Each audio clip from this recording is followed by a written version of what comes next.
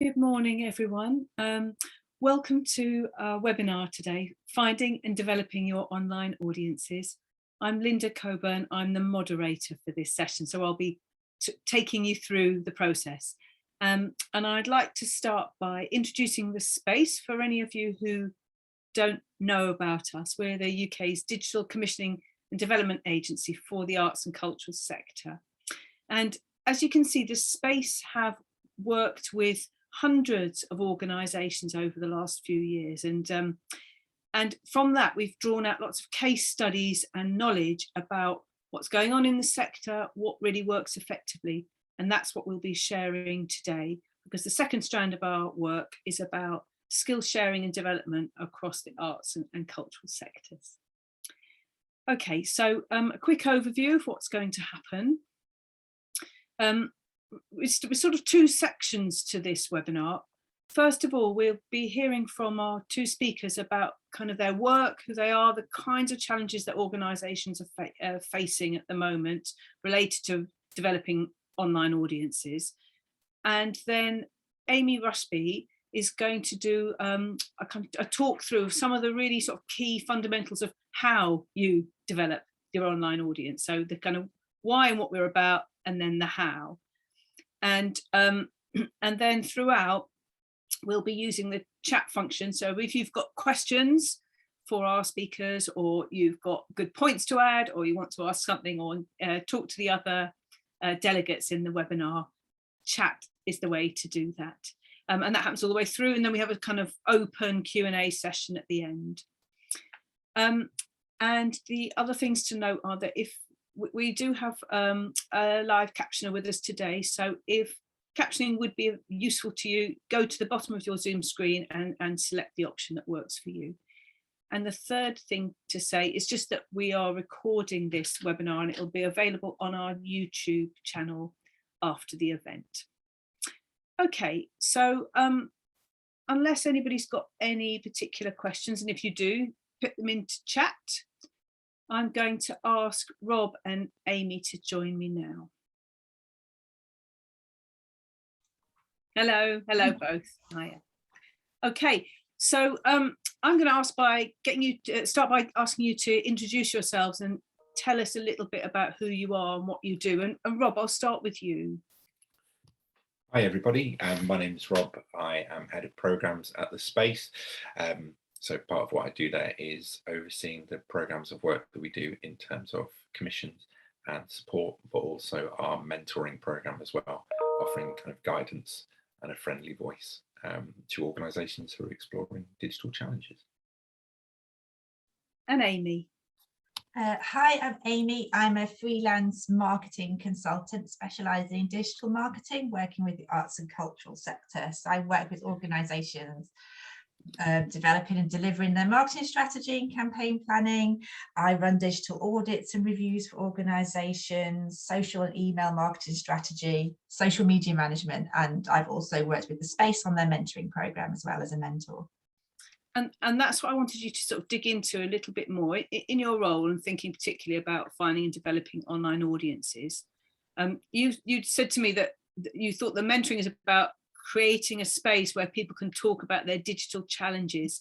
And I wanted you to just give us a little bit of an insight into how that works and where do you start the conversation?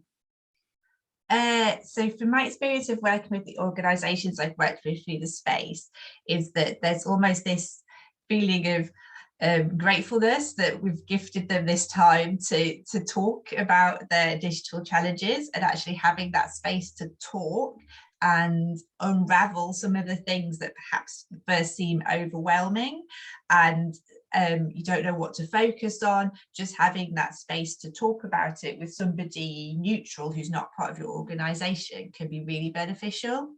Yeah. And kind of where do you start? How do you sort of get in to understand what's going on? I think it's really interesting that sometimes we start talking about, often I work with organisations because they want to talk about their social media, for example, and social media comes up quite a lot. But then what we find is actually our conversation segue into talking more about email marketing, because there's more potential there for the organization. So it's going in thinking, actually, this is an area we really talk about, we're actually realizing that strengths and benefits and resource can be put into somewhere else as well. So sort of really thinking about opening people's minds up and thinking what exactly is the problem here. Rob, what is there anything else that you'd say about the kind of mentoring process and where you start a conversation? Yeah, absolutely. I mean, I completely echo what Amy said there as well. When people apply to those mentoring programs, some of the most common words we see are the word overwhelmed, people talking about frustrations or challenges around resource. And that does extend, as far as Amy's just said, to even being able to find the time and the headspace to sit down and have a conversation within internal teams as well. You know, that ability to say, actually, yeah, let's put some time aside and go through this with a neutral voice, as Amy says, and to kind of talk through what's working and what's not working. I think there is a sense that a lot of teams feel that they could be doing things better. I'm putting that in air quotes. People have said, we feel we could be doing this better, but they haven't necessarily set a metric for that. They haven't necessarily set a target for their digital activity. And so what they're doing is they're almost comparing themselves against every well-executed idea that they see while they themselves are using digital. And that can be, that way madness lies, really. So it's much more about going in and saying, okay, well, let's stop talking about better. Let's establish what you mean by that. Let's establish what your metrics are, what your measures of success are, so that we can build towards a day when you really feel, yes, we did a really great job with that activity or that project. Thank you. So we've talked about resources and time and headspace and metrics and targets, and I'm sure we'll come back to some of that later.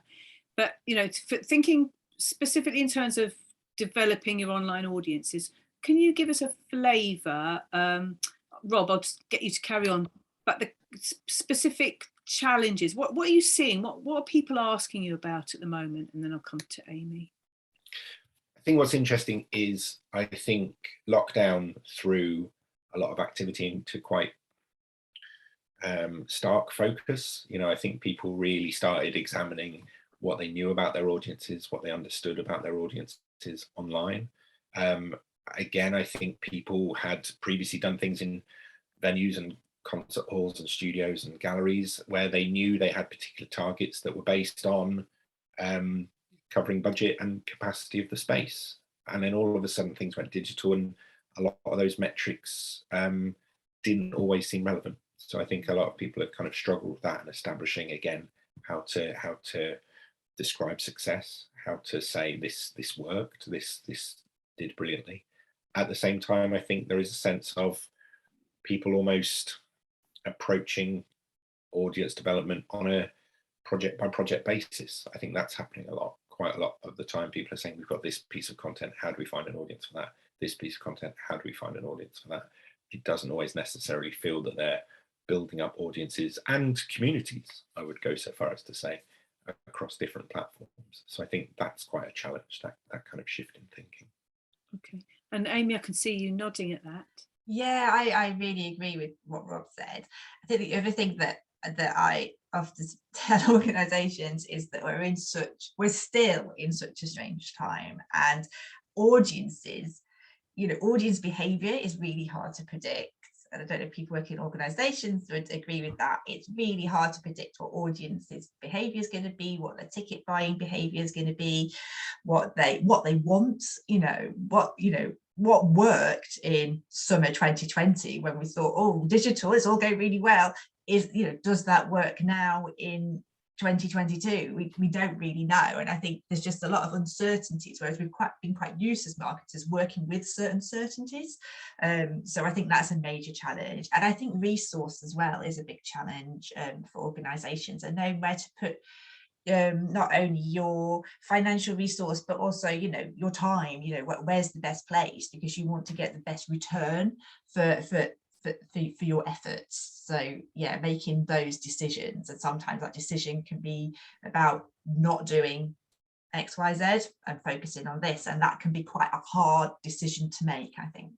Yeah. Do you mind if I say, I think, Amy, I know we've spoken before as well about, and this might go back to the looking for audiences on a project by project basis. But that idea of momentum, which I think ties in with what you're saying there again about 2020 versus 2022, it doesn't always yet feel like we've found our groove. It doesn't necessarily feel like we've got that ability to say, okay, we know if we deploy these resources and this time and energy and stress and headspace now, we're going to necessarily be getting the benefit of that in 12 months time. Is that fair to say? Does that match with your experiences as well? Yeah, from what I hear from other organisations as well, I think there's just this massive challenge in terms of that learning and what it means and what it can mean a bit further down the line, I guess. And I think there's also in the sector, we've also seen this big flux in terms of human resource and, instability around teams and skill sets and that kind of thing, which can add extra challenges. Because I think when we spoke before, Linda, we spoke about the fact that, about future-proofing your skills and, not relying on one person within the organisation to be the person who does this one thing and has that knowledge, because, you don't know what's going to happen in the future. Okay, just a question to the audience, really, whether what Rob and Amy are saying sort of reflects your recent experience, because obviously what we're doing here is sort of thinking about what is going on, what are Rob and Amy seeing on the ground, and is that true for many of you, some of you? And then when Amy does her presentation later, she'll be really sort of investigating some of the things that you can practically do to help you along the way. So just a broad question to everybody: what are you thinking about what you're hearing? And so to get more specific, I wondered whether either of you had an example, a kind of illustration of the kind of work you've done in mentoring, whether there's something that you could talk about where you've specifically helped one organisation to rethink how they tackle their audience development. Does either of you have an example that you'd be up for sharing?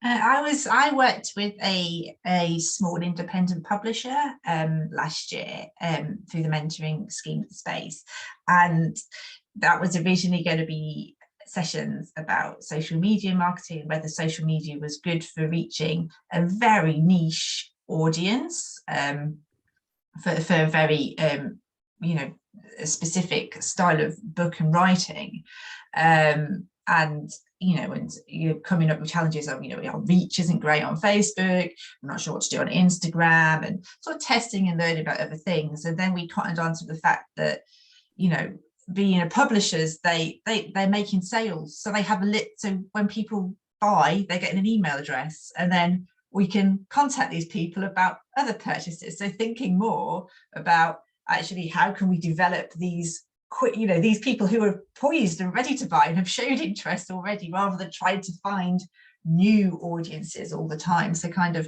making the most of what we've got already, and then focusing on the new as a separate thing. Yeah, making the most of what you've got already. Yeah.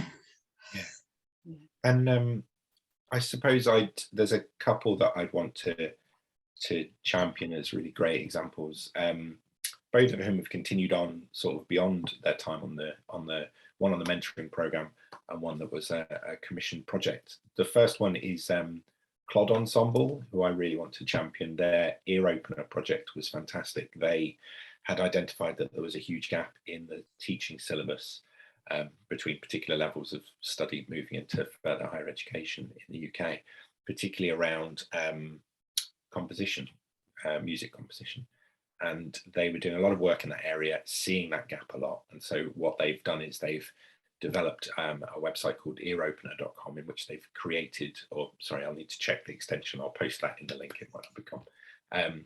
What they've done is they've created a lot of resources there for this audience that they kept seeing coming back to them. It's really nicely put together, really nicely put together. And they've got that there as a kind of asset that they can continue to use and really build that audience around it and really build that one element of their branding as well. So I think that's a really nice example. I think it also speaks to a lot of the challenges, and I can see lots of people in the chat responding to this idea of not knowing where people's efforts and enthusiasm are going to be. And so what they've done is they've created this evergreen content that can be there, that they can continue to evolve and adapt if they need to, but it works really strongly as a piece of kind of tentpole audience content that they can build people around. The second organisation I just wanted to flag as well is Hospital Rooms, who have done fantastic work within closed medical centres, improving the environment for the people that are there. They obviously have responded to the fact that they've not necessarily been able to go into these places, and then the activity they do has had to change over lockdown.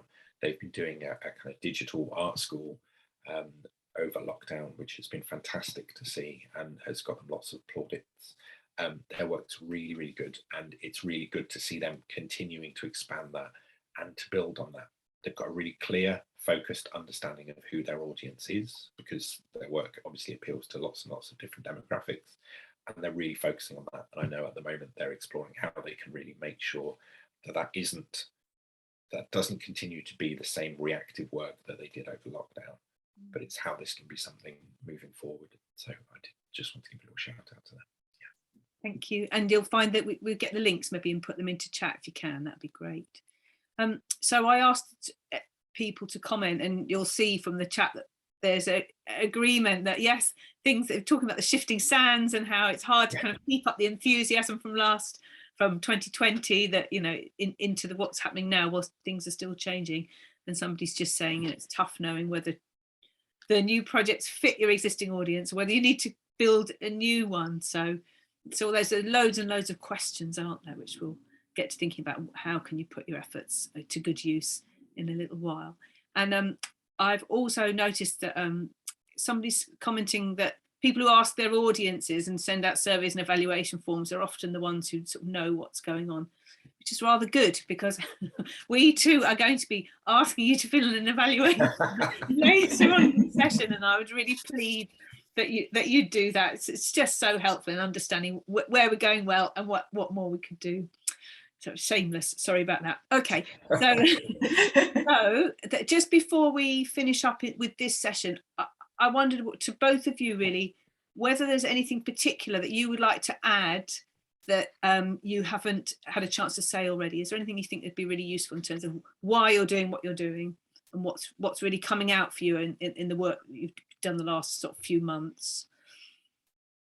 I'm conscious I don't want to step on ground that I'm sure Amy's going to cover, but I just wanted to say two things. The first, this goes back to some things we've already said here, there is no off-the-shelf approach to this. It's going to be about the approach that's right for you, and there is no perfect golden goose of platforms and areas and types of activity that you should be doing. Again, it's about what's going to be right for you as well. Again, going back to what I said before about people saying to us, we feel we could be doing digital better. It is about establishing key areas where you can move forward and evolve, and giving yourself metrics and measures of success so that you have a sense of progress and you're not constantly comparing yourself to every brilliant idea that you see online. And the other one equally is just to flag, a lot of people talk to us about voice online, a sense of voice online. I think people really worry about their voice online. I think people really worry about how to stand out. And I would say my response to that is normally that your voice is probably less important than your art, your creativity, the offering that you've genuinely got for people. As long as you're communicating clearly, as long as you're communicating politely, as long as you're genuinely engaging with your audience, you know, I think your kind of content, your material, your art, your whatever it happens to be, is probably more important. And I know people that have really felt hamstrung by that sense of voice, by that sense of not knowing what their voice is online. And I would really stress that I've seen people tie themselves up in knots. So please don't. Your creativity and what it is that you're making is I would say is more important, and it is fantastic. Thank you. Thanks, Rob. And I wonder, so when we get to the Q&A at the end, I might get you to kind of pick up again on sort of metrics and measurement, and Sure. if there's a sense of what people can do, or any kind of resource or suggestions of where you might go to find something as a sort of structure or a framework that would help. Yeah. Anyway, I'll come back to that later. Thank you. Amy, is there anything else that you wanted to add on? I think following on from what Rob said about brand voice, is that I often say to organisations to not tie themselves in knots happy nuts about it, and that you are the brand voice. You know, you're the brand voice when you're talking to somebody about your organization. Your gallery assistant is your brand voice when they're talking to a customer. Your box office, team are brand voices. So yeah, as I say, it's about being polite and knowing what the key messages are and communicating that within, with your structure of your organization. And then, trying to getting tied up with how many exclamation marks we use or whether we use emojis or not. It's just like, is that where you really want to? Nobody really cares. Nobody's looking at your Facebook post and saying, oh, 4 exclamation marks, terrible work. And I think, there was something else. And I think, just about making those choices about where to invest your time and not feeling like you have to be, if it's not possible to be doing everything all the time and doing every digital project and doing, doing every platform that you can, then just choose the ones that are right for you. If you've not got the time to set up a TikTok account, then just go, right, okay, we just won't do that, unless there's a real business case for doing it.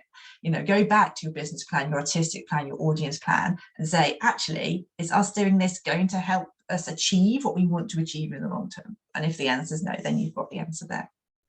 Okay, thank you very much. So just to the audience, I'm going to hand over to Amy in a minute, and she's going to talk us through. Her presentation is about 20 minutes, I think, around that. So, and during that time, Rob will be looking at the chat. So, keep the questions coming, and then we'll kind of, at the end of Amy's presentation, we'll have a big sort of chance to consolidate and do sort of full-on Q&A. But before she starts, you might, well, as she's setting her presentation up, you might want to be thinking, is there any other questions you want to ask, or is there any points you want to make?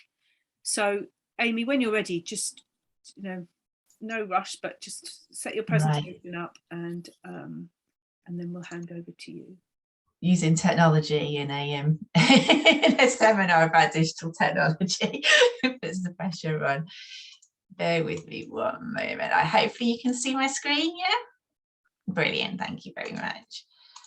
So I was asked to put together sort of a 20 minutes about finding and developing your audiences online.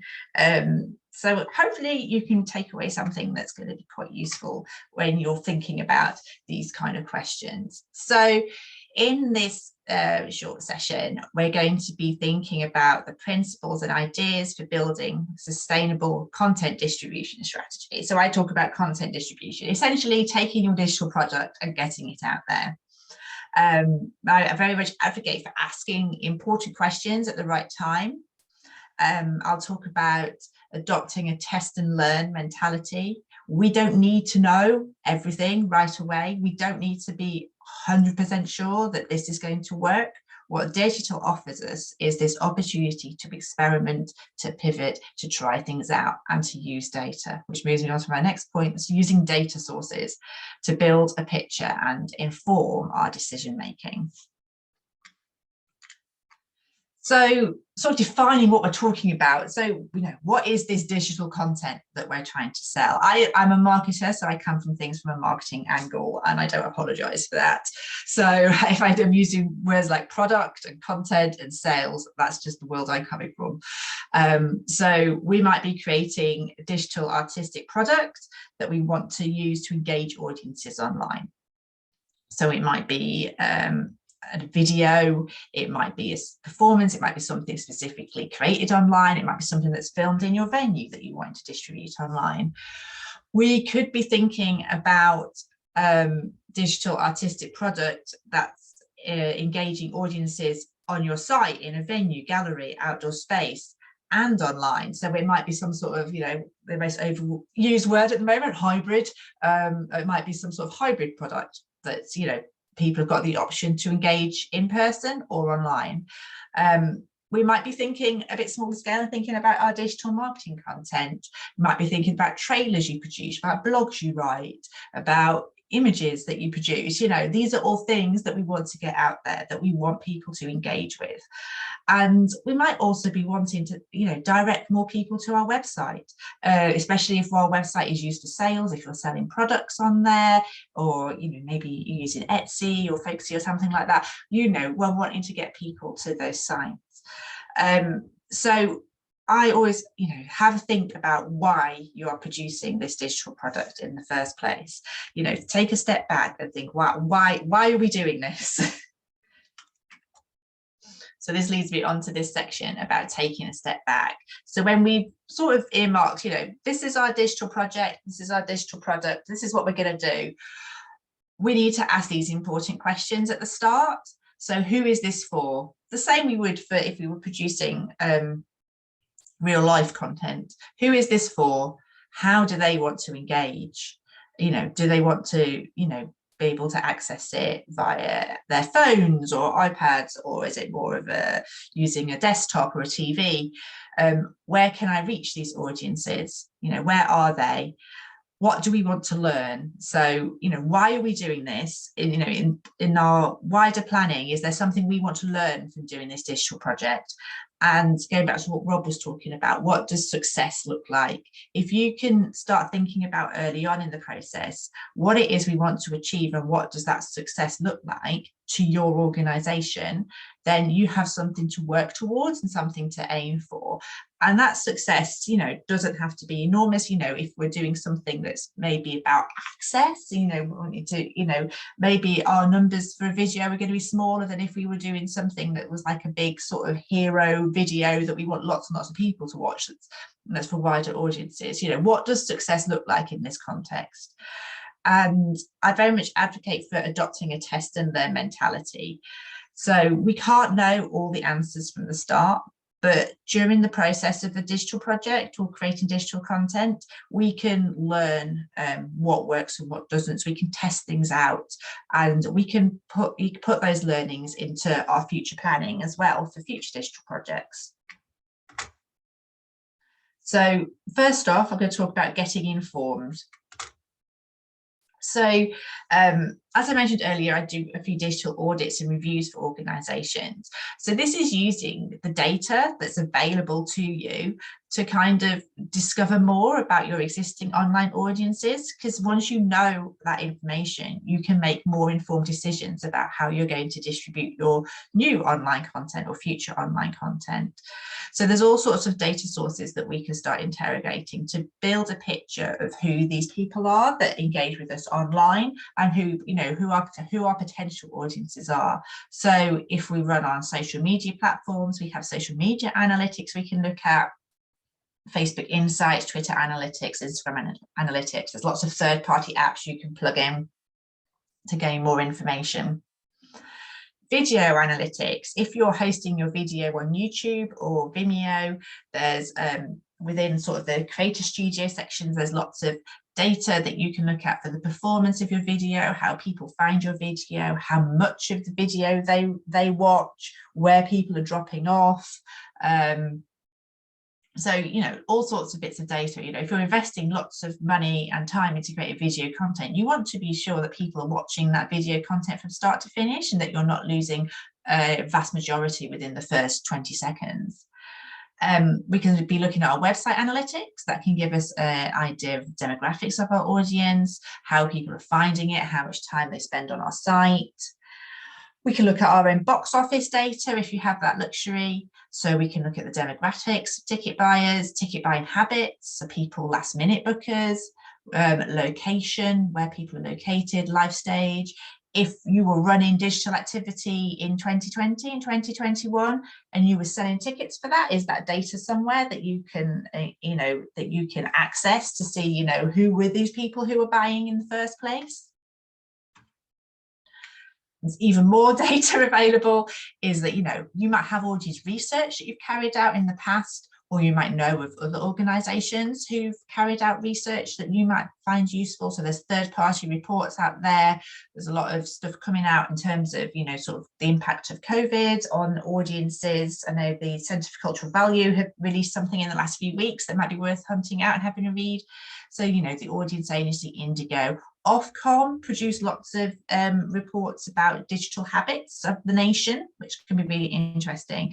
And then, are there other organisations you work with, collaborators, partners, who may have carried out their own research that might be useful for you in your own decision making?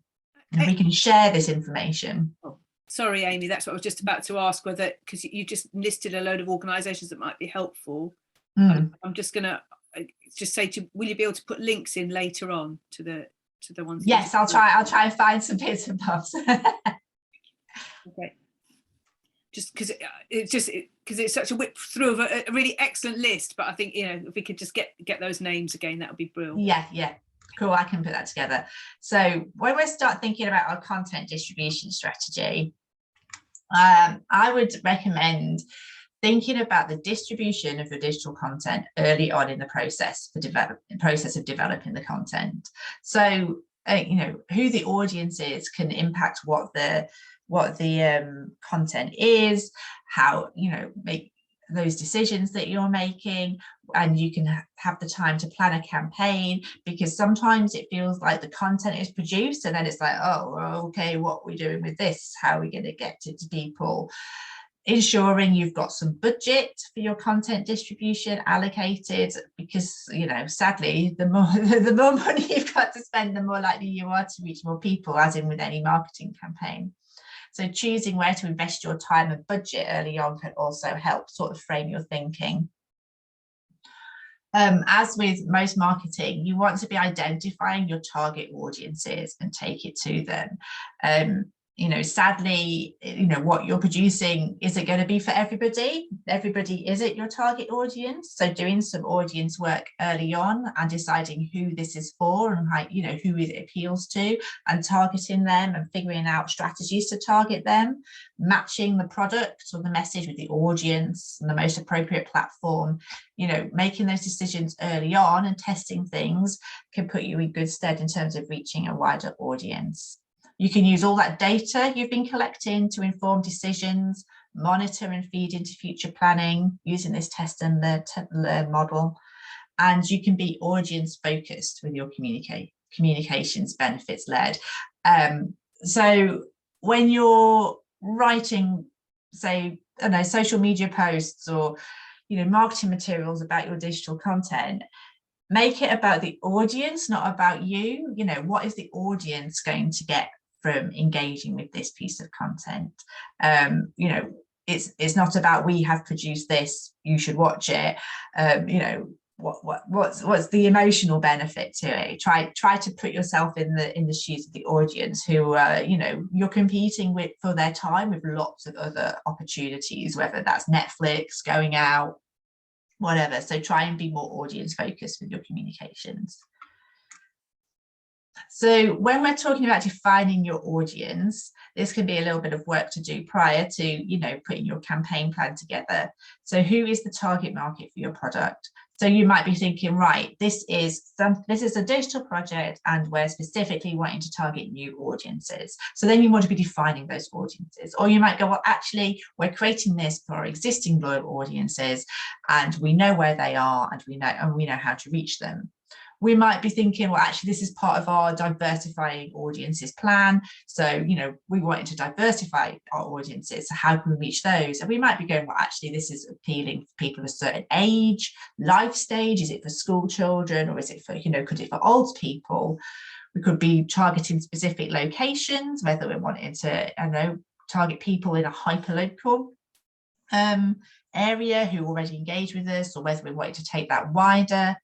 Or it might be something to do with, sort of arts crossover. So we might be thinking, well, actually, we have this, folk music, and it might appeal to, classical music audiences. So how can we encourage people who are interested in one arts genre to cross over to something else and to try something new? So digital content might be a way to encourage people to dip their toes in. So how could we potentially reach these audiences? This is, you might have, ways that you've used that have been fantastically successful in terms of reaching online audiences. but these are kind of the things that I'd pull out of my marketing backpack to try and reach online audiences. So you've got your social media platforms that you are using, and ideally, if you're wanting to reach quite wide audiences, you'd be looking at doing sort of organic and paid social media campaigns in line with each other. So maybe putting money towards boosting posts that that are successful organically. You can test something out organically, and if it performs really well, go, well, actually this is a key piece of content. I can put 20, 30, 40, 100 pounds into this and boost it and extend my reach to a targeted audience. You might want to do some paid ads, that kind of thing, making sure you've got all your assets ready for that. And your social media, if you want to use it successfully for reaching online audiences, you also need to be nurturing that social media audience year round, not just for special occasions or when you've got something to sell to them, because they need to be used to seeing you and engaging with you that way. Sounds really obvious, but I think some people forget, if they've got an email marketing list, then use it for your digital content as well as your in real life content. So, I read something recently about, email marketing can be like 10 times more powerful than your social media marketing campaign. You've got engaged people already. They know you, they know your brand, they like your product, they've asked to hear from you, they've actively opted in to hear from you. So you need to speak to them and tell them about it. Or they might be people who are part of your membership scheme. That's a really powerful tool that's quite easy to access. So I would very much advocate sort of using your email marketing as a key component in reaching online audiences. YouTube advertising, if you've got video content, is a really great way to extend your reach with video trailers and that kind of thing. It's really super easy to set up in-house. I cannot stress it's not difficult. Give yourself an hour at your desk to set up your first YouTube advert, and you'd be surprised with how straightforward it is. You just need to have your content on your YouTube channel and a Google Ads account that you can then access, and a credit card to pay for it. But you can choose the budget, you can choose the target people by interest, what they're searching for online, and it's a great way to get in your video product under the noses of new audiences. If you're using Instagram, you may already do a bit of hashtag research. So spending a bit of time at your desk or on your phone looking at the various hashtags that you could potentially use to extend the reach of your Instagram posts. So if you use Instagram on desktop, you can see how many times hashtags are used. So, and if you look in your Instagram analytics, you can see how many people your posts are reaching via hashtag, and you might see that there's people there who aren't followers who you're reaching. So worth having those in your back pocket in terms of these are the great hashtags we use to extend our reach on Instagram. I think there's a lot to be said for working with other organisations, collaborations. How can other organisations help you extend your reach, access their audiences? How can you work together? Rather than working in silos, we've all got similar products that we're wanting to get out there and and wanting to reach similar audiences. So how can we work with those partnerships and those collaborations to extend our reach? And also looking at press and PR opportunities as well, the same you would with on stage or galleries, exhibitions. What are the press and PR opportunities around a piece of digital content that you're producing? So when you want to start your campaign planning for your online content, preparation is key. So these are just some things that are worth considering, again, early on in the process. Before your digital content is even ready, you can start thinking about these things. So you're on the front foot to kickstart your campaign when you have something to share. So think about your time and your timings. When are things going to be ready? When do you want to launch? Is there a special day that you want to link it into, or another sort of wider campaign that it's part of? Allocate, your tasks. Who's your team? Who are your people going to help with this online distribution? What's your budget? Can't stress having a budget line for content distribution is going to really help. So when you're putting together a digital project plan, ensure that that budget line is there for your content distribution and not just for the production of the digital content. You might want to get some people together, start brainstorming ideas about, who are these third parties that you can work with? What are exciting ways that you can be talking about this, defining your key messages together as well. So you're all on the same page in terms of, what is this piece of content? Why should people engage with it? Thinking about your content and your assets that you want to use in your campaign early on. If you're thinking, that actually it'd be great to have a 20-30 second clip that I could use because I really want to use YouTube advertising for this production, then you can be thinking, right, so in the production stage, I want to be speaking to the producers who are making this digital content about, can you think about what can make a 30-second clip? Because you're working with those people anyway, so how can that be part of the work that they're delivering for you? Identifying the partners, influencers, are there influencers online that you want to start a relationship with, whether those are people within your local community or you want to look broader? How do we work with influencers? What are their conditions? What are they interested in? Start those conversations early. Think about planning and management tools that you might want to use. Accessibility. Are we having to think about captioning video content? Are we having to think about our website being accessible? And also think about data collection. If we're trying to target new online audiences and we're really successful in that, we want to have their data so we can tell them again about the next brilliant piece of digital online content that we're producing. So thinking about how we're going to collect this data online easily, so we can create lists of people who are interested in engaging with online digital content can be really handy and can stand you in good stead as you move forward as well.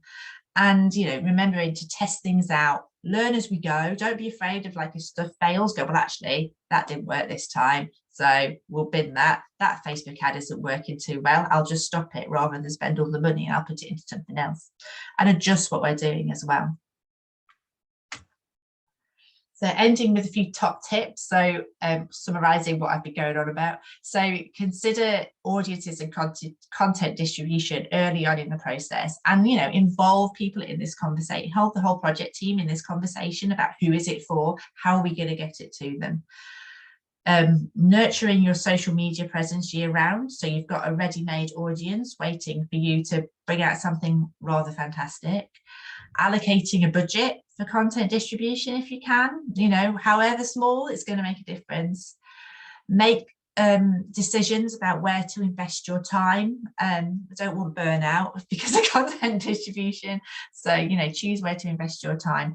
And measuring your success, so deciding what those metrics are that you want to measure, whether that's audience numbers or time watching videos or how many views something's get. What are those measures for success? And making sure everybody is on board what those measures are, so that when at the end of a project you can say, well, actually, how successful were we? You've got that to put to your evaluation. And don't be afraid to test and learn and record what you're doing, and making sure that that information is there for future projects.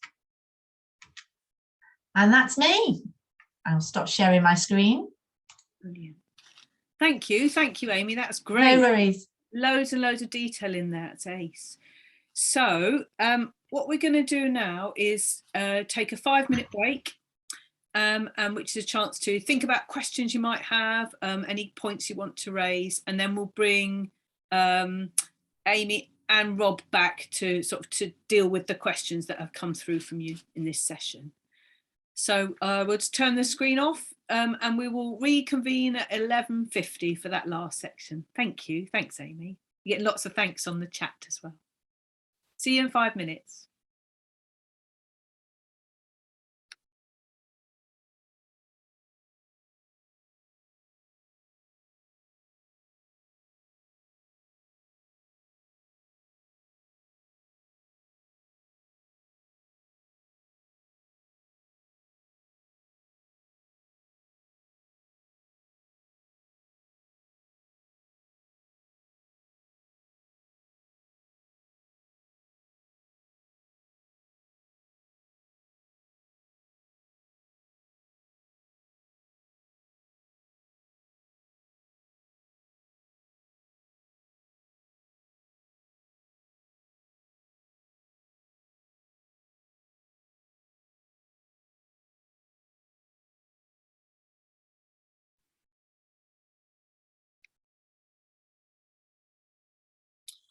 Okay.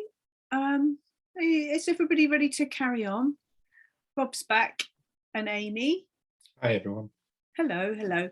Right, I just wondered, we haven't had any particular questions in from the audience, but if anybody does have a particular question to ask, would you put it into chat and we can pick it up? And there's oh, go on, Rob. I was going to say I had something I thought was which in response to a couple of comments that we had early on as well. I thought it might be interesting to talk about the challenge of, a few people have talked about finding audience and identifying who their audience are and where they are. And obviously, yeah, I would always start with that starting point that Amy talked about in terms of look at what data you've got on the people that are already engaging with you in different places. But I thought it might be worth just spending 60 seconds just to sort of talk about demystifying this idea of online audiences a little bit, because I think we do sometimes worry that they are going to be convoluted groups of people with difficult to remember sector demographic titles and all this sort of thing. And they're not. There was a great comment I saw someone make last year where they said it feels like the only arts review program on TV, public arts review program on TV, is Gogglebox. And it was that very idea of just seeing lots and lots of different members of the public engaging with types of TV, and realizing that it's not just, I mean, you know, it's not just a dance audience that watches Strictly, you know, or it's not just foodies that watch MasterChef or something like that. You know, there are all sorts of things going on. It's not just people that are interested in music who are watching The Voice or something. There are people who are interested in the arts, they're interested in creativity, they're interested in lots of things that they probably don't consider to be an arts experience. It's just brilliant, beautiful, engaging, insightful, entertaining stuff. You know, they probably couldn't describe it as anything more than that. And it was that idea of maybe saying that actually the audiences for different things probably cross over more than we think they do, because we're looking at what's unique about each of our projects. And actually the engagement with us on an ongoing basis probably counts for a lot as well, because we become curators in the same way that people probably have their local cinema or their local theatre or theatres, whatever it might be, these places that they go to, and the element of oh, that new show is on at such and such, or this new dance company, ballet company is doing, you know, they're back again, we're kind of going to go and see them, even if we don't necessarily know what the show is. Those sort of things count for a lot, and I think that happens online as well. There is a sense of community conceivably in different places that we can kind of build upon. It was just to flag that, really, just to talk about that audiences aren't always as exclusive as we think they are. Does that make sense? And Amy, I don't know if that chimes with your experience. Yeah, absolutely. I think sometimes it's about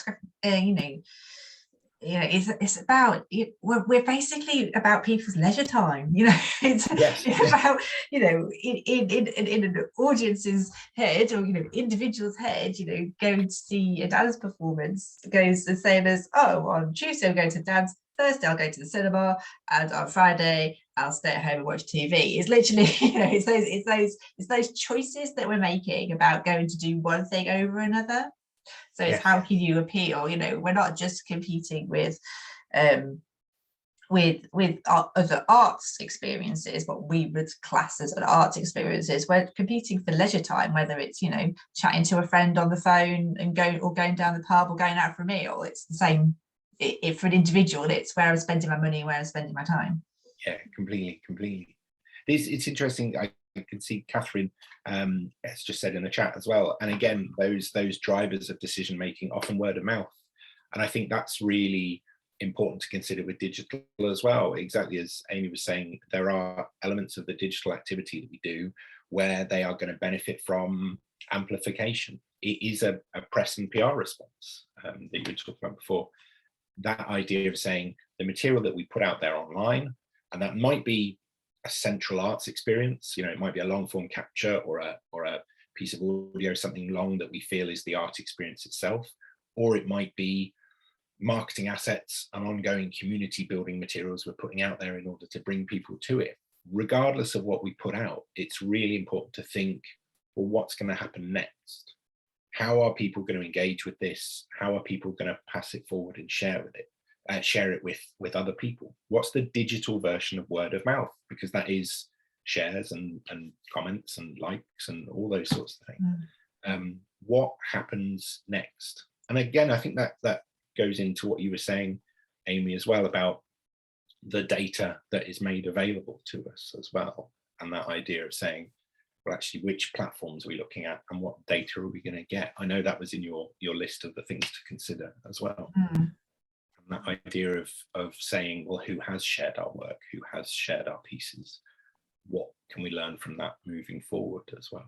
Yeah, you might identify that there's, if you put something on Instagram and then somebody shares it, another organization shares to their stories in sort of a supportive way, is a way that you can open up that conversation with that organization or that artist about, oh, actually, it's really great that you're supporting our work. Can we work together further? Can we access the people that you can access who might not already know about us? Yeah, which is something we do in, that's a old press technique. If you have a art centre, or if you have a festival or something like that, you build up relationships with particular types of press, newspaper, magazines, radio stations, whatever it might be, people that speak to the audience that you want to reach and are looking for those stories and are interested in telling yours. It's you build that up on an ongoing basis. Yeah. Thank you. And I'm just looking at the chat, and Semra's asking, do you have any other suggestions for the charity organisations? I think you might need to be a bit more specific, Semra, as to what kinds of suggestions you're after. Unless either of you two understands what that would. Yeah, I think we might need a bit more information there. And Beverly's saying how hard it is when cat videos get in your way. That's well, it's when I'm talking about content distribution, it's not, just putting something online doesn't necessarily mean people are going to find it. Although it sometimes feels like that, I think. I sometimes feel like you flick through Instagram reels on an evening and you're just like consuming content after content after content. You feel like, well, surely people must be finding mine, but there's just so much, you're putting yourself in the busiest marketplace on earth. Yeah. I think what's interesting when you look at cat videos, because cat video, you're right, it's always the example. They always consistently do fantastically well. Because cats are self-contextualizing. They make a great first impression every single time. If a cat video pops up, literally that's all it is. It's a cat video. I don't need to watch it for a couple of minutes to gather, okay, what's this telling me? Who's this from? Is this a piece of fact? Is this a piece of fiction? Is it an arts experience? Is it, like all of those different things? It just is what it is. It's like a photo of a vase of flowers or something like that, painting of a vase of flowers. It's immediate. And I think there's probably a lesson to be learned from that in terms of the materials that we put out there. Do they explain themselves as quickly and efficiently as a cat video does? I'm sure we're never going to get to those heights. What we're doing is more complex, and the emotional engagement that we're looking for is more complex as well. But what is it about the work that we're doing that is going to engage with people quickly? And is the material that we put out there engaging as quickly as that? It's what we do with posters, flyers, all of these things we do. We really put a lot of work into the images that appear on our brochures and our artwork and our ads and all that sort of thing for exactly that reason. So we've done this thinking before, but for some reason there are particular types of material that we put out there in order to develop audiences. We don't always think in the same way. Assume no knowledge. Yeah.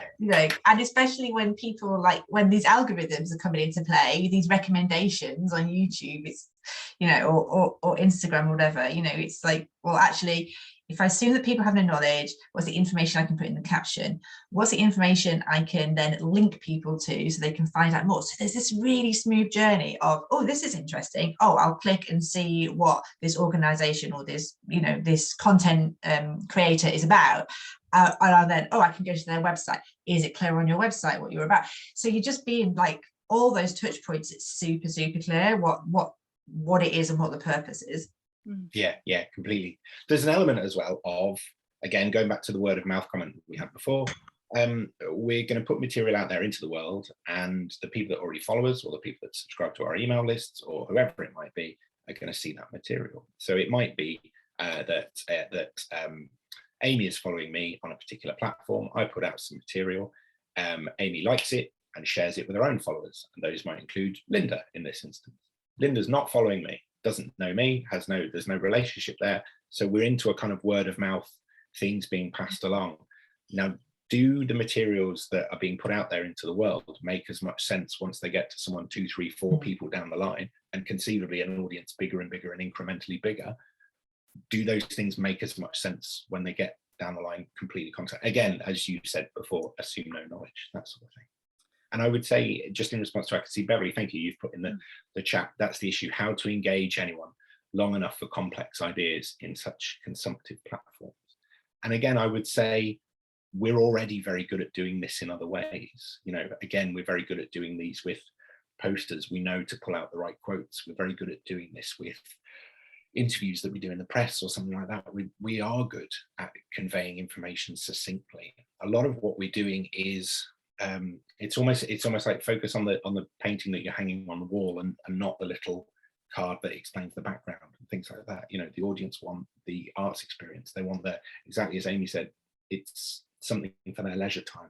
We are doing brilliant, bold, engaging, informative, insightful, beautiful, entertaining things, and it's focusing on those bits necessarily rather than the kind of big complex background, if that makes sense. And it's about matching your platform that you're going to use and the way you're going to talk about it to the actual product. So if it is complex, you know, there needs to be that space for it. You know, Instagram's not going to be a great place to try and put, you know, forward complex ideas or emotions because it's a really quick, instantaneous, people are just wanting that hit.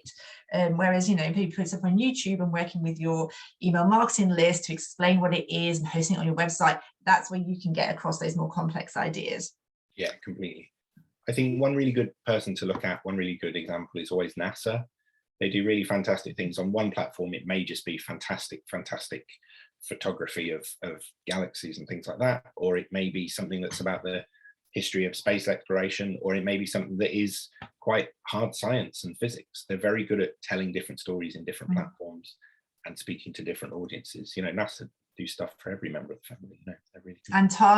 And creating specific materials to target different audiences as well. So they create specific, or I think it was the British Space Agency did something about the James Webb Telescope, where it was specifically targeted at families. So they had a very well-known science family presenter doing that on his own YouTube channel, or on their YouTube channel. You know, those collaborations, and it's about, you know, making those right choices so you're reaching the right people.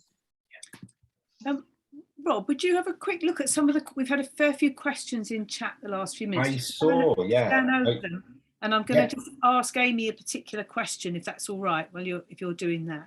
Yeah. Which is sort of carrying on from what we're talking about, really, Amy. Earlier on, you said, make it about the audience, not about you, which I think is a lot of what you're talking about, thinking, assume no knowledge, all of that, sort of really trying to get under the skin of what goes on for people. But and we've just been talking about NASA, and is there anybody else you think, can you give us any examples of any organisations or individuals who are really good about making content that is totally about the audience? I know that's putting you on the spot a little bit. Yes. I always popped into your mind. Do you know what? I saw something yesterday. I was doing some research into audio described performances in dance. And on Twitter, I came across something which I actually posted last year, which was a beautiful, just really little short video produced by a UK ballet company, which was promoting their audio described performances, which was a video which had the audio description over it, and it explained what it was really succinctly. It was a beautiful piece of video with beautiful audio description over it, and I just thought it worked perfectly. And I thought that's fantastic. That's, you know, it's met its brief in a way. And that would have been an organisation I would have imagined going, well, we wanted to do more about audio description, we're wanting to engage these audiences, but people don't understand what audio description is, so we're going to create a short piece. We're going to use the resources that we've got, so we're working with an audio describer. Whilst we've got them in-house, we'll ask them to just audio describe this short bit of content for us, and then we've got it ready, and it's used on social platforms, really quick and easy. Lovely, thank you. And Rob, are you still looking at the questions? I am, but there's some really good ones here. I mean, a couple of observations here. Yeah, a couple of observations we've got here. First of all, someone saying they're noticing people in the arts, and presumably this is individual artists as well, are starting to make their email, their social accounts private as well. And I think that's a really, really important thing to consider, that particularly if it is your face, if you're a spokesperson for your organization, or if you are a small independent artist or part of a smaller team, yeah, do make sure that you're doing what you feel you need to do in order to protect yourself as well. It's absolutely fine to have an account that someone needs to apply to follow, or something like that, for you to have that built in.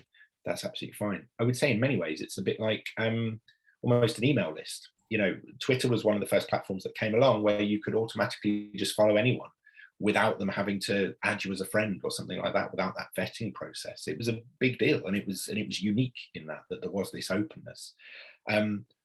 Before that wasn't the case at all. And I would say email is still one of those ones where you can have almost more of a kind of closed relationship with someone in that way. They're still fantastically popular. Amy, I know you're a fan of email lists as well. Yes, yes. So I'll pass over to you actually to talk a little bit more about that, because I know a few people have asked about email lists as well, and data protection issues about sharing each other's audience, which I think is a fantastic idea, that collaborative idea, such as contacts and email lists. I know from my own experience, it tends to be better if someone can almost send a message out on your behalf rather than absolutely. When I talk about collaboration in terms of email data, I would always keep email data within the organization and not share it with a third party. And because that message is going to be better coming from the organization that person has a relationship with anyway.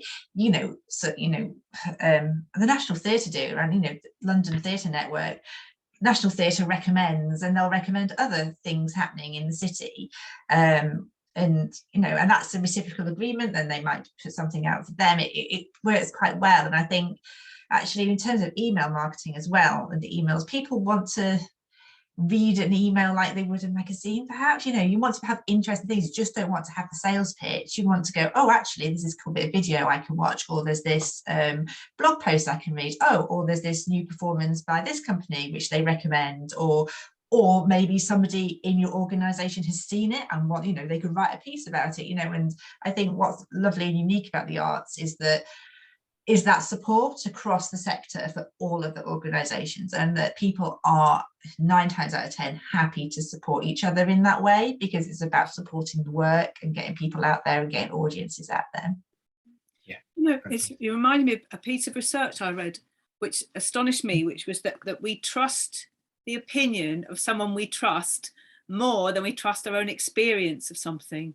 So and that really resonated with me, because it's exactly as you're saying, isn't it? If I like the Royal Opera House or whoever, then I will believe what they say. Quite strong.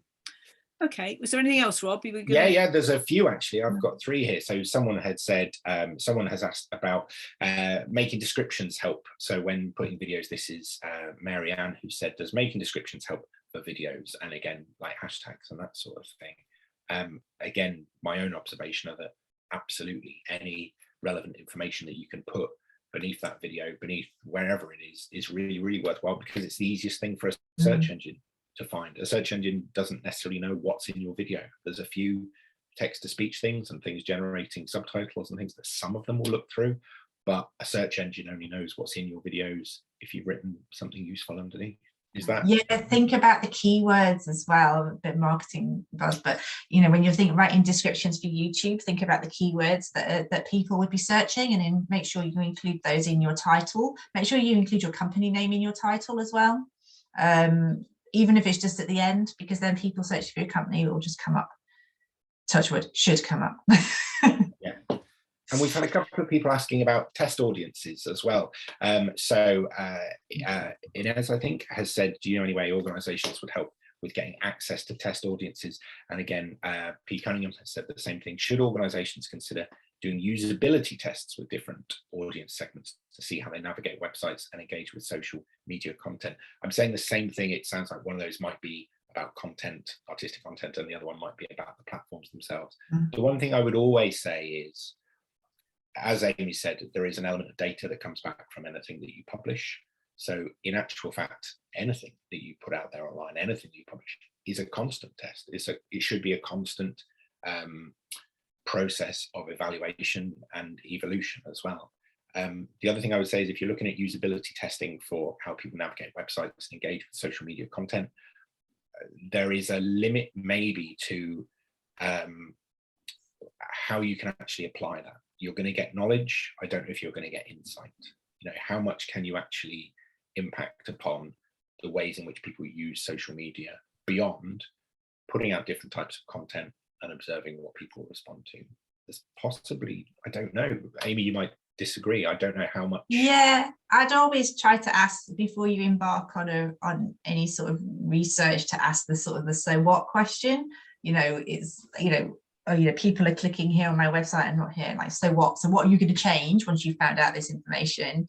But then there's there's sort of the quick and easy things you can do in terms of looking at bounce rates for your website. If you're feeling like people are leaving your website when they shouldn't be, what are the bounce rates? Looking at your social media metrics, and looking at if you've got hero pieces of content, monitoring how they perform on the various social media platforms. And you want to be trying to get that engagement up, because the more engagement you've got, the better your channel's going to perform overall. So that's kind of a bit of a circle of trying to like post the best stuff, get people to engage with it, and then you post something else and then they'll engage. And the more people engage, the more Facebook's going to serve up your stuff. So, and also we're talking about captions and descriptions. I was thinking of Instagram as well, because especially almost the words on Instagram now are more important than the images that people use. The images is almost something to catch your eye, because then people want you to read what you're writing underneath. So thinking about the sort of how you structure your copy, how you split it into easy bite-sized paragraphs, using links correctly. Don't put links in Instagram comments, put them in the bio, have a link tree so you can put multiple links in, that kind of stuff. Just make that user journey really easy as well. Yeah, it's interesting as well. We said at the beginning, there's that idea of there is no golden goose to this. There's no right approach, no magic bullet. It is finding the thing that works for you. I think what's interesting, Amy, you were saying there about the kind of captions on Instagram. There are accounts on there like Humans of New York is a big example. I know lots of people are familiar with, where they're doing street photography, but then clearly spending time with the subject, just a member of the public that the photographer encounters, and conducting almost a mini interview in order to have a story, some sort of personal story, really leaning into the empathy that goes in that caption. They're often quite long captions. Magazine editorial. yeah, absolutely. It's that kind of thing. What's really interesting with that one is they're using that platform in a way which at the time was quite unusual. And actually other platforms where that might have been more common, they don't have the audience. That audience is enormous on Instagram. If you look at it on something like Facebook, they're still growing that audience there. It doesn't always apply in the same place. And equally, there's no pressure for people to be doing things on every platform. Things like Tim's listening party. Tim Burgess, the singer, does those kind of listen alongs on Twitter, which are very good if you've ever seen those. They'll have they'll say, right, tonight at 7 o'clock, we're going to be listening to this particular album, and some members of the band are going to be tweeting along and talking about their experiences. It's a big shared thing.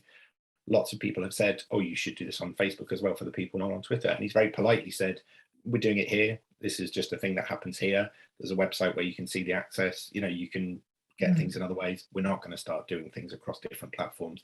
This is us, but by all means, if someone wants to do something else, then they can do. They're not trying to spread themselves over all the different platforms, because that isn't necessarily going to improve things for anyone. So yeah, I think that's quite interesting. Shall I've got some other questions as well, or Amy, unless there's anything you want to add to that one. I don't want to. No, I think choosing I think there's an element of bravery as well, because you almost have that fear of missing out. And are we missing a trick if we're not posting this on Facebook? Are we missing a trick if we're not doing Instagram Reels? It's kind of just having that confidence to go, well, actually, we're just gonna not do that for this project, or not do that. We're gonna do that when we've got a bit more time and space and the resource to do that. Yeah.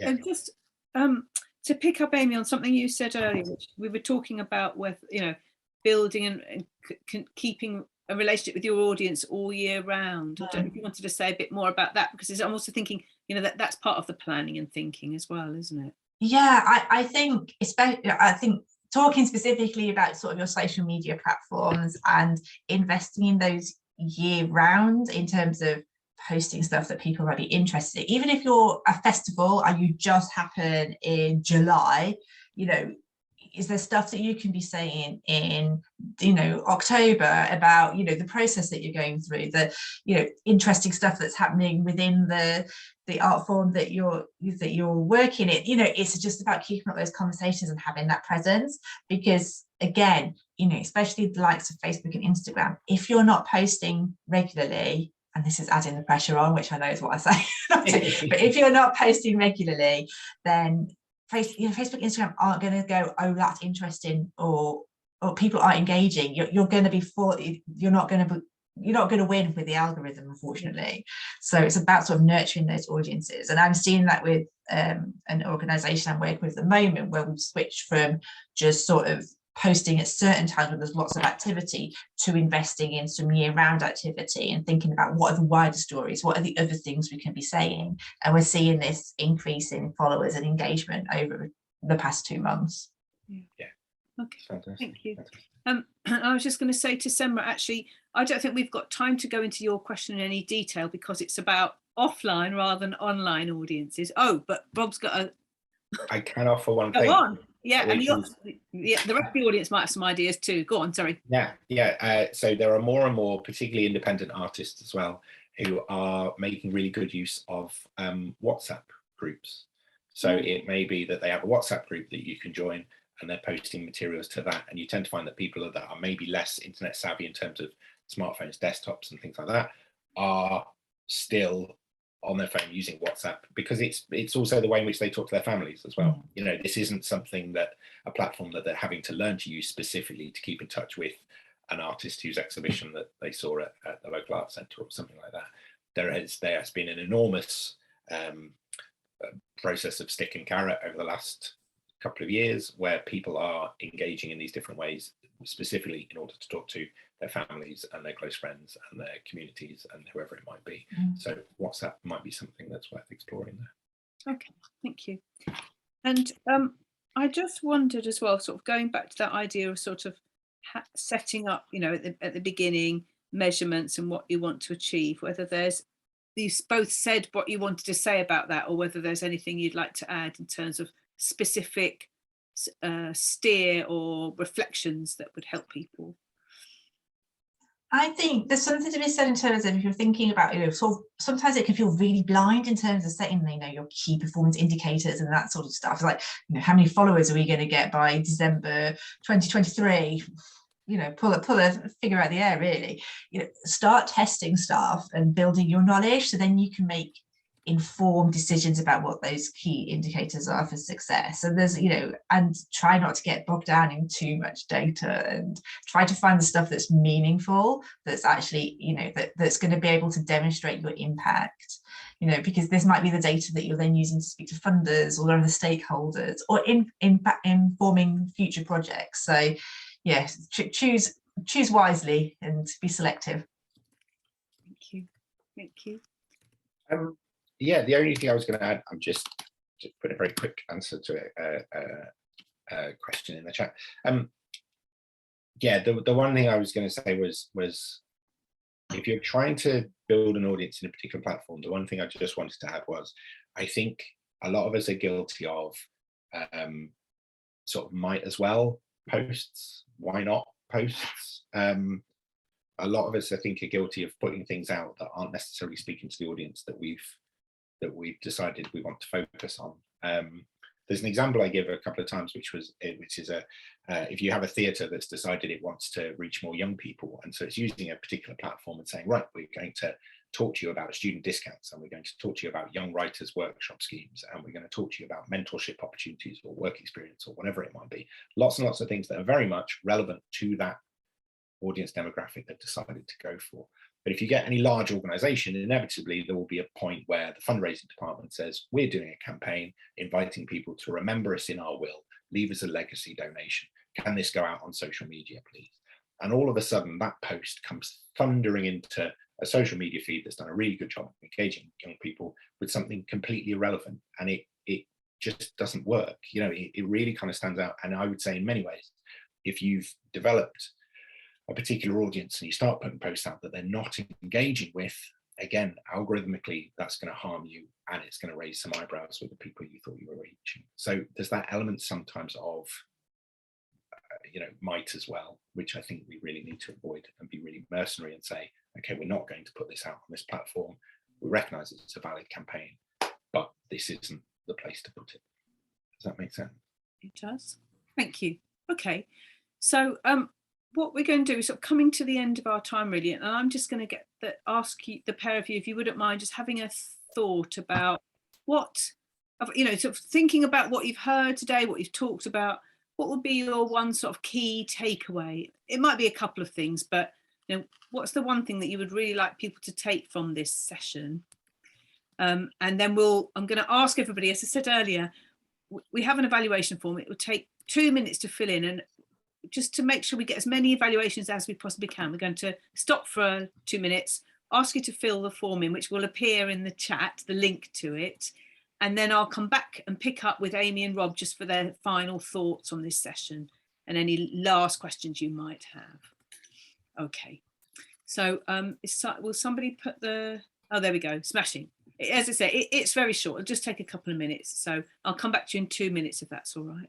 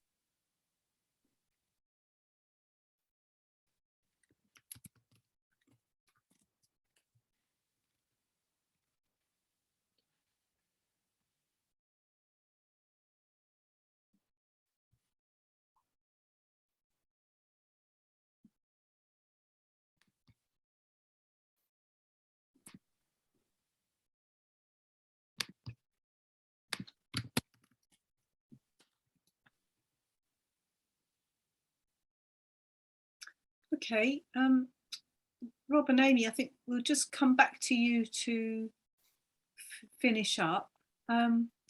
Amy, to you first. What would be your sort of takeaway from this session? I just scribbled down some notes there. I've just talked about an awful lot. So I would say, right, try to be focused and realistic about what you want to achieve and how this fits into your wider plan, the goals that you want to achieve. Because I think sometimes we can go, right, there's some funding, there's a digital project, we'll go, how does that fit in with the wider plan? How does it fit in with our audience plan? You know, try to really sort of pin down your ideas and asking those questions early on, because that's your reason for being. Okay, thank you very much. And Rob, what's your big takeaway? Yeah, I would say a really useful thing to think about is what happens next. You know, if you're going to put something out there and it's going to be it's something that you're going to publish on a platform or you're going to put somewhere, how are people going to know it's there? How are people going to engage with it? Are they going to move it forward, pass it forward? Is the material that you've published going to survive that process and be as engaging, you know, 3 people down the line? At the same time, if you are doing lots of content that is hugely successful and you build a community there, have you got the resource to sustain that? Have you done something as an audience development exercise in order to develop an audience that you genuinely have something to offer on an ongoing basis? You know, you could say Saga Holidays aren't reaching young people, and they could do a big campaign to reach lots of young people. But ultimately, if they're doing cruises for retirees, it's a bit redundant. It's not just about going for the gaps. It's about who are the audience that we genuinely want to build. Again, what happens next? And then the last one is data, really, is the last aspect of that. What happens next? What data are we generating? How can we continue to evaluate this and evolve this? I know we had a question earlier on, someone talking about monetization and distribution through Sky Arts and so forth. And I suspect there will be other webinars in this program that are going to deal specifically with some more of those topics that I think will be really helpful to you. But again, I think sometimes by saying, actually, we're going to retain ownership over how we put this out there, the data that you get is all the more useful to you. Those kind of big hits in terms of getting something in front of lots and lots of people doesn't necessarily build your audience, because you've got no way of communicating with them again. So again, it's that, what happens next? What's the data? What's the learning? What's the insight? As Amy says, so what? You know, what are we now going to do with this and move forward? That was a lot. Sorry, I hope that makes sense. Good. Thank you so much. Thanks, everybody.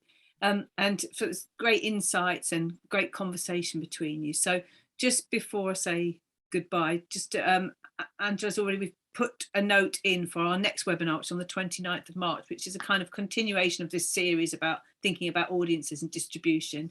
And it'll be really focusing in on kind of developing your distribution plan and thinking about how you distribute your work online. So you can, that's up if you want to book onto that one.